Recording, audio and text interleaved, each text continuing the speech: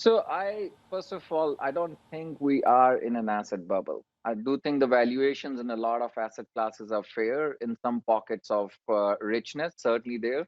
But if I look through the history, I don't think we're in a bubble territory from a broader asset classes perspective, whether it's equities in US or rest of DM or Asian market.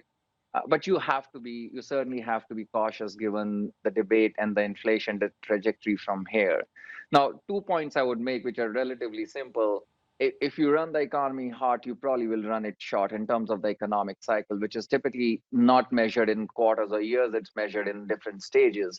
And the second is if you want to start late, you probably will have to go faster when you start. So I think to some extent, the policy drive from here, if the Fed goes later in terms of the hiking cycle, the fact is they'll have to probably catch up quickly once the inflation does look more sustainable. So overall, it does put some caution, but I would say given the overall backdrop in terms of recovery, the level of the monetary and the fiscal policy, the liquidity in the markets, I still think the risk assets are going to be well supported for rest of the year, potentially with some correction in the near term as the uncertainties are looming.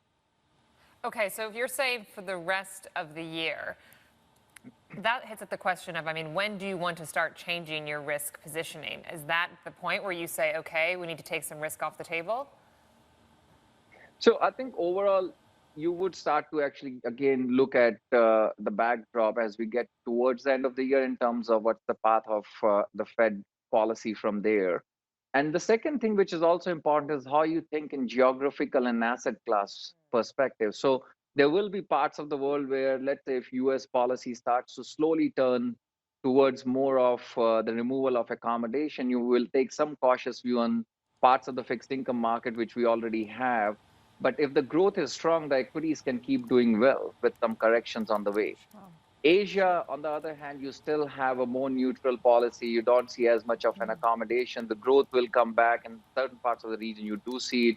So I Yeah. still think that actually gives you the backdrop, which is positive. And last, in terms of specific asset Sure. class versus geographies, you'll have to pick and choose.